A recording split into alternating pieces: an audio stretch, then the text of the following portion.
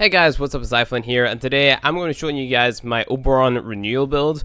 Now, a lot of people don't like Oberon because there's a lot of, I guess, controversy surrounding him and a few of his abilities during the rework.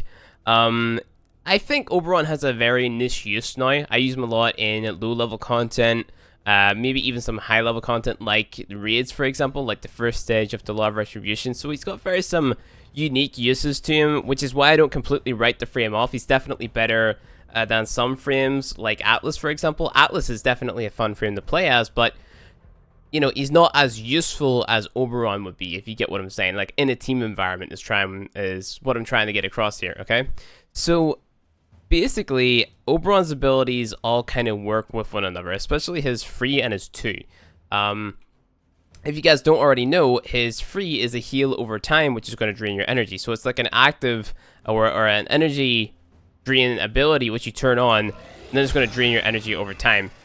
Now this ability for some reason makes a super weird noise, which I'm going to try to minimize while editing, which is really throwing me off. But as you guys can see in the bottom right hand corner there, it's actually draining my energy over time. Now this energy drain is going to speed up as we heal ourselves a lot more because it stays on. Okay, so best way to demonstrate this here is to spawn in a decently leveled enemy. Let's go ahead and put this guy up to, I want to say, level 45, why not? Stimulate him. Let him shoot at us, and you'll see our health start to go down. And Oberon kind of counters it just a little bit. Okay, maybe that guy's a little bit too strong. Let's see if we get some armor on us. The same thing goes. But you see our health going back up. Shooting at us again. Trying to knock us down. You see our health just keeps on going back up. Whatever, we get the time to. He walked into the all the grinds there, but lower level enemies that aren't level 45, because let's face it, mid-game players who are going to get Oberon aren't going to be going up against like level 45 enemies. They're going to be going up against, let's say, level 30 enemies or something. They're not going to be able to like basically just chow down your armor, So for example, right here, it just keeps on regenerating our health right there. And the more that it regens our health, the faster the energy is going to drain on our frame, which is alright. You can use this in the Law of Retribution, the first part of it, to completely counteract the Toxin in the first stage. And the armor buff is pretty cool whenever it comes to doing melee only with a frame like Valkyrie. Like, that's a nice 400 flat armor increase that you're getting from that ability alone. I'm just going to go ahead and toggle off that Renewal to get rid of that really shitty sound. But yeah, and the other cool thing about this is that it actually means that you can revive your teammates and make them not go down with this Phoenix Renewal mod. Renewal augment, taking fatal damage while under the effects of Renewal will instead heal you or your allies to 50% health. This effect triggers only once for each ally every 90 seconds, which again is awesome in the Law of Retribution, because it basically means, like, if you're playing Nightmare, for example, the explosion radius of the bomb, whenever you go to take it down to destroy the toxin injectors, it's super like huge. It's going to cover the entire room. So if you have this here on, you can just shoot that and then no one will die, because they have this augment. This augment basically can save entire teams from dying. It can save entire matches or game modes or whatever from failing, because it stops your teammates from dying. So he's a super clutch niche use frame, which is what I really like about him. So this is the build.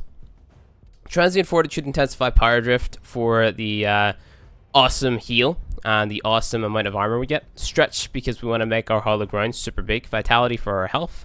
Streamline for that efficiency. You can throw on Fleeting or something in place of Phoenix Renewal if you like, but I don't really recommend it because then it might mess up with your drain or something.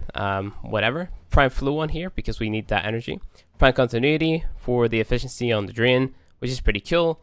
And then whichever augment you'd like to use.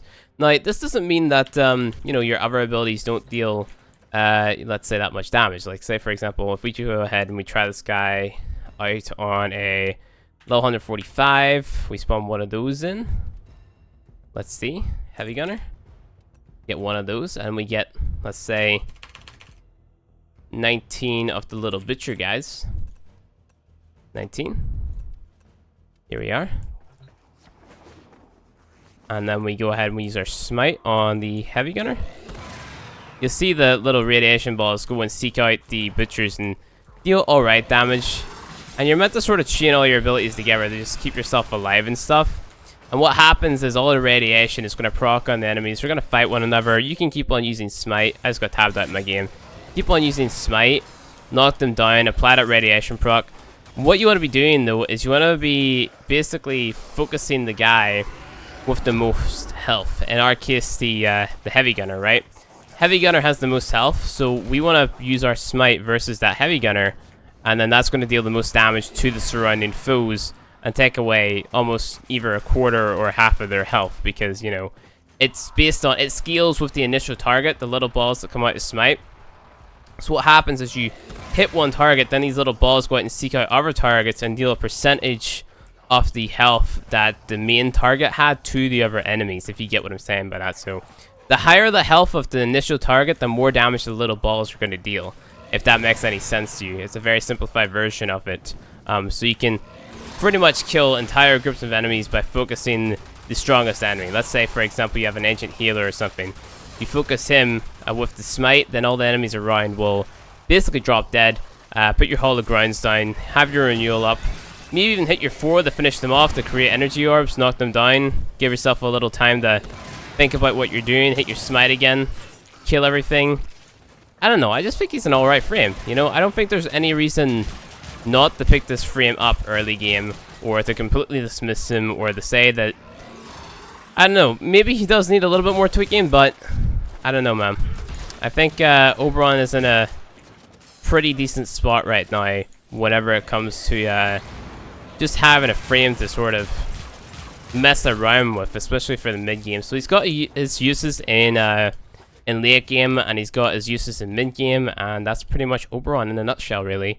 So yeah, he's a pretty easy frame to obtain for the newer players, and his prime is also pretty easy to farm as well. So that's pretty much it. If you guys enjoyed this video, hit that like button below, and you want to see more Warframe content from me, hit subscribe, and I'll see you guys in the next video.